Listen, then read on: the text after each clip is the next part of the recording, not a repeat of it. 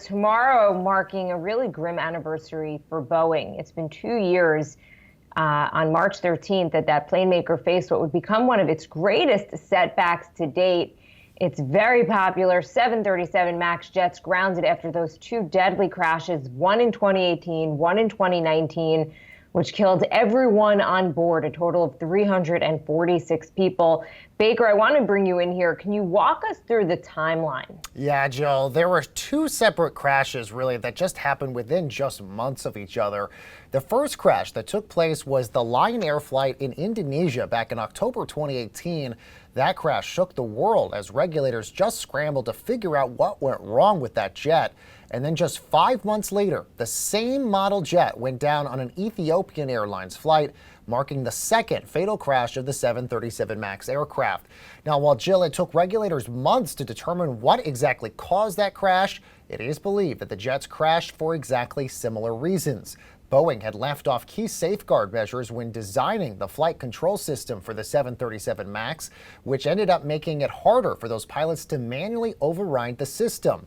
Now, the engineers had originally designed the MCAS system with multiple sensors that would limit the power to move the aircraft's nose. The version for the 737 MAX relied on just one sensor, which regulators believe to be the cause of those two deadly crashes that led to the worldwide groundings of those MAX fleets, Jill.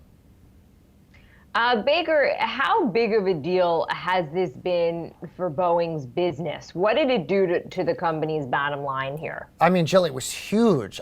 Huge. We were watching Boeing stock go on a nail dive for a long time. And it was important to note, Jill, that the 737 MAX was one of Boeing's most popular jets at the time. As a result, that grounding of this has so far cost the plane maker $20 billion in costs, all associated with that crisis. In addition to the money that they lost from the grounding alone, Boeing paid out millions to settle criminal fraud charges, as well as those two compensation funds that they had to set up for the families of the victims.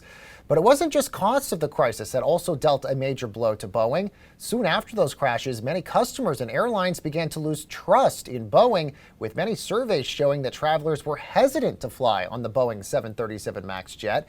Jill, it was interesting because around the time that this happened, I was actually on my honeymoon after my wedding. And this was the time that people started talking about what plane designs were out there. Nobody even knew. If you probably went on an airline, you probably didn't know what the make of the model of the aircraft was. You just got on a plane because you assumed it was safe.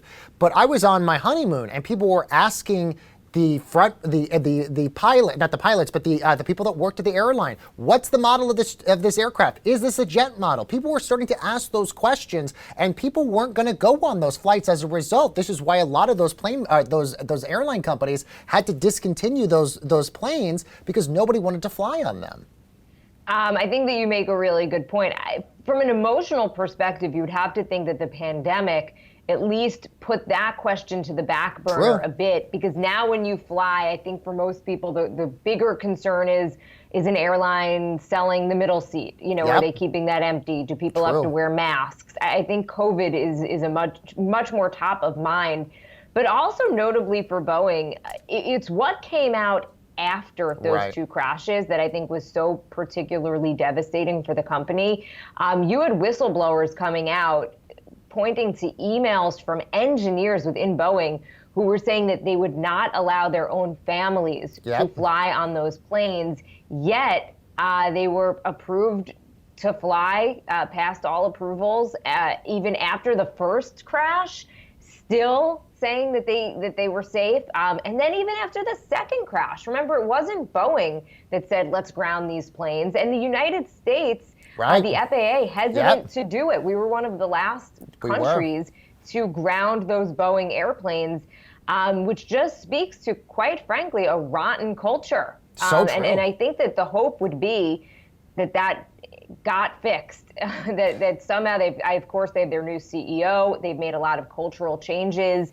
So you'd have to hope that culturally things are better, because it does seem like 2 years later, at least, in terms of just the business side of this thing, that Boeing may have turned the corner. Such a good point, Jill. And some airlines are actually bringing the Boeing jet into question back now into their rotation. Boeing is now arguing that 20 months of investigation and review by the FAA, as well as the plane maker's own improvements that they've made, they say have actually made the jet safer. Southwest announced this week that they'll become the 15th airline to fly the plane since the grounding was lifted back in November.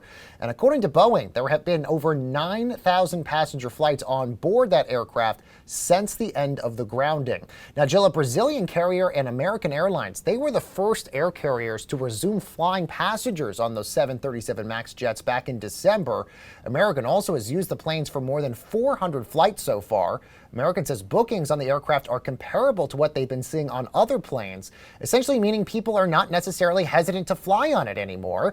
And more good news here for Boeing, some airlines are placing more orders for those MAX jets, like United. They just placed another order for another 25 MAX jets. And Alaska Airlines, they just got their first delivery of the MAX jets. Regulators are also speeding up the authorization of the 737's return to the skies as well. And while the plane still has not been approved for flying in China, 160 out of 195 global regulators have now given the green light to that jet. Boeing, no doubt, as you mentioned, Jill, still has a long way to go towards recovery. They've sold about 121 MAX jets since November. Now, those sales represent a small fraction of the 800 orders that were canceled due to the grounding. But slowly, Jill, slowly things are starting to look up for the airline. And you would have to think, Jill, as increase in travel demand starts to go up with vaccine numbers starting to go up as well, more Americans wanting to start to travel again, there might be potentially this huge boom of more people wanting to go on flights here very soon. Maybe this is the perfect opportunity for people to start to become trusting of Boeing once again as a result.